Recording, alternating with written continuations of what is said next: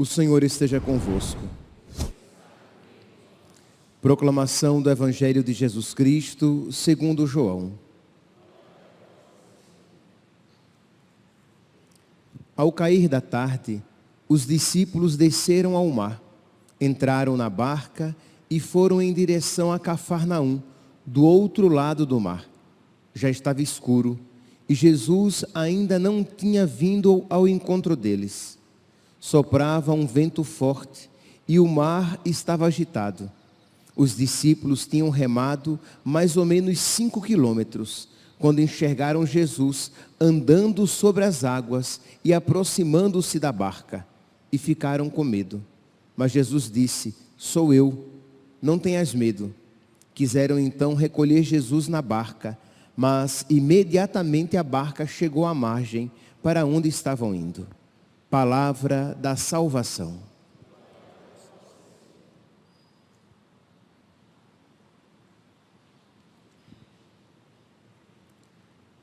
Caríssimos irmãos e irmãs, a primeira leitura de hoje, retirada dos Atos dos Apóstolos, no capítulo 6, apresenta a igreja nascente, uma igreja jovem.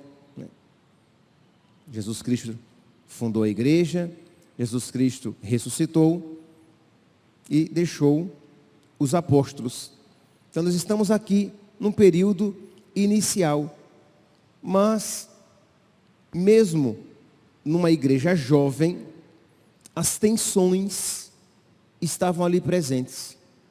E existia este problema aqui, que nós ouvimos no início do capítulo 6, o número de fiéis tinha aumentado, só que os fiéis de origem hebraica, eles eram, as viúvas de origem hebraica, elas eram melhor tratadas.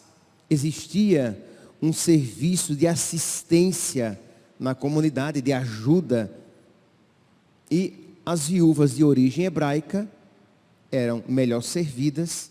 As viúvas de origem pagã, de origem grega, eram mais ou menos deixadas de lado. Isto é, não era uma questão qualquer, uma questão de justiça. Não estava correto. Como assim?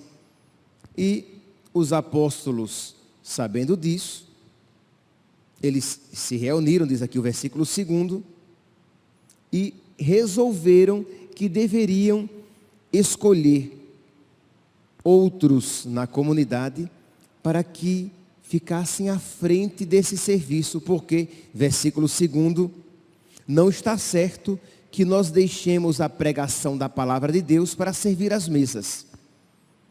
Então, os apóstolos aqui, eles reconhecem qual é a sua vocação. Aqui não é uma questão de se servir às mesas é mais digno ou menos digno do que pregar a palavra. A questão aqui é, eles sabem qual é a sua vocação. A nós nos foi confiada esta missão, pregar a palavra de Deus. Então nós não devemos deixar que nada atrapalhe esta missão. Olha aqui, meus irmãos, um critério, né?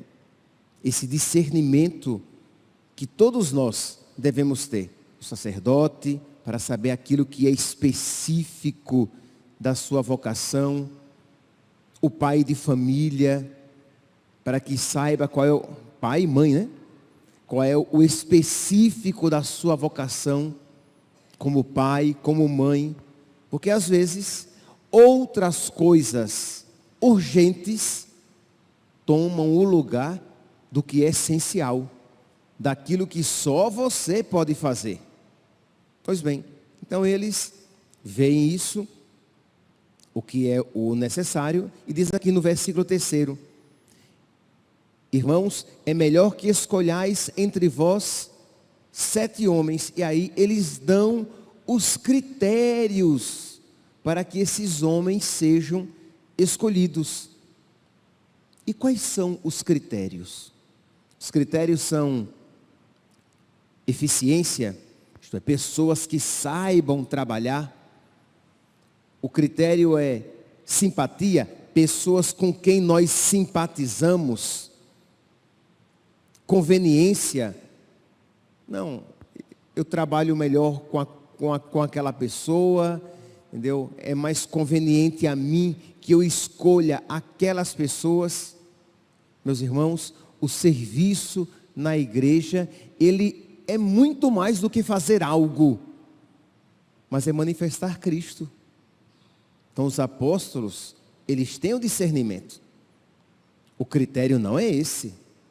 O critério não pode ser esse, e isso deve nos iluminar nas nossas escolhas. Quais são os critérios? Versículo 3, testemunho de vida.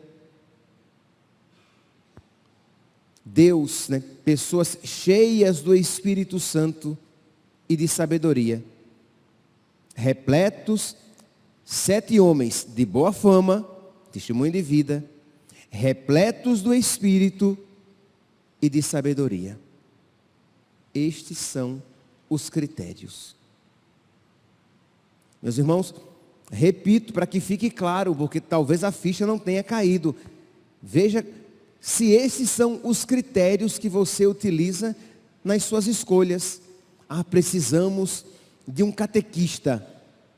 Quais são os critérios? Eu sei que, infelizmente, pessoas para servir estão cada vez mais escassas, Elas somem da igreja. E isso às vezes leva você a pegar quem está disponível. Só tem tu, vai tu mesmo. Só que nós temos que ter consciência que quem serve na igreja, ele é um ministro de Cristo. Ele está ali para transmitir Cristo, passar Cristo para as pessoas. Porque servir na igreja, repito, não é apenas fazer algo, mas transmitir Jesus, transmitir nosso Senhor. Então precisamos ter esse discernimento. Quando eu preparava essa homilia, eu me lembrava daquela passagem de Samuel, primeiro livro de Samuel, capítulo 16, em que Samuel vai escolher o próximo rei. E diz que quando ele chega à casa de Jessé, e ele vê Eliabe, grande, forte, guerreiro, diz, é esse. Uma escolha na carne. Uma escolha fora do espírito. Disse, é esse. Ele é forte, ele é grande, vai ser um grande rei. E Deus diz a ele, o homem vê a aparência, mas eu vejo o coração. Deus escolheu Davi. Nós olhamos, se nós estivermos fora do espírito, fora do discernimento, nós iremos fazer escolhas na carne, escolhas humanas, escolhas nossas, mas não de Deus. A igreja então compreende, a igreja nascente, compreende que a oração, que logo depois diz aqui, que os 7 foram escolhidos, desse modo nós poderemos nos dedicar inteiramente à oração e ao serviço da palavra. Sem oração, meus santos, as nossas escolhas são tronchas, e sem oração, troncho é o nosso serviço. Torto, desequilibrado, carnal. Isto é, você até vai servir. Aí você vai e escolhe alguém, só tem tu, vai tu mesmo, Alguém que não tem o espírito, alguém que não tem o mínimo que seja de vida de oração. E aí com facilidade o serviço se desvia. Aquilo que era para servir Cristo e transmitir Cristo se torna o quê? Vaidade, desejo de poder, busca de controle. Então você assume uma função e ai daquele que queira tirar de você aquela função. É minha, aqui mando eu faço do meu jeito. E você percebe que ali já se perdeu o servir a Cristo, servir à maneira de Cristo e deixar-se ser usado por Cristo. A oração. E aqui, meus irmãos, vale para todos nós. Vale para o ministro extraordinário da comunhão, vale para o catequista, vale para os ministros do canto, vale para os pais de família, vale para o sacerdote, vale para todos nós. Se nós não tivermos vida de oração, o nosso serviço deixa de ser um serviço agradável a Deus. E nós não perseveraremos naquele serviço. Porque sem oração, o serviço esgota e se esgota. Isto é, sem oração, o serviço me esgota e se esgota porque eu vou deixar de servir. Mais cedo ou mais tarde, eu vou deixar. Santa Teresa de Calcutá, sabendo, santa, né? Isso, os outros santos também, São Vicente de Paulo, Santa Teresa de Calcutá, ela dizia, ela dava como condição, antes de as suas irmãs irem para a rua servir os pobres, elas tinham que passar um longo tempo de oração com nosso Senhor. Para quê? Para que elas não se esquecessem por que elas servem, a quem elas servem e a quem elas querem transmitir quando servem. Senão você se torna autorreferencial. Você serve porque você gosta, você serve porque você faz maravilhosamente bem aquilo que você faz e você se esqueceu. Aí se torna um serviço meramente humano, uma assistência social. Quem não reza, mesmo que sirva, é um serviço, é uma assistência social. Não é um ministério, não é um servo de Deus. Eu dizia, faz algumas semanas, que eu dei uma palavrinha para os membros dos vicentinos, e eu dizia a eles, meus santos, vocês vão ter esse serviço, né, esse ministério de servir aos mais pobres, aos necessitados, mas não se esqueçam da oração, porque não tem romantismo servir. Isto é, os pobres também têm pecado original, também são egoístas, também são ingratos. Todos nós somos. Então, se você abandona a vida de oração, você se frustra. E se frustra com facilidade. Por quê? Porque as pessoas têm pecado. Mas se você sabe a quem você serve, aquela pessoa pode ser ingrata com você, pode magoar você, mas você sabe por que você serve. Você sabe a quem você serve. E aí, o seu serviço, ele não apenas não esgota você, mas ele se revitaliza a cada dia. Por quê? Porque você sabe por que você faz. Mas repito, se você se esquecer da oração, você se esquecerá disso. Você verá aquele serviço apenas como um trabalho seu, que você faz no muque. Aí é ministro extraordinário da comunhão, desanimado, sem querer mais servir, levando com a barriga, fazendo o mínimo necessário.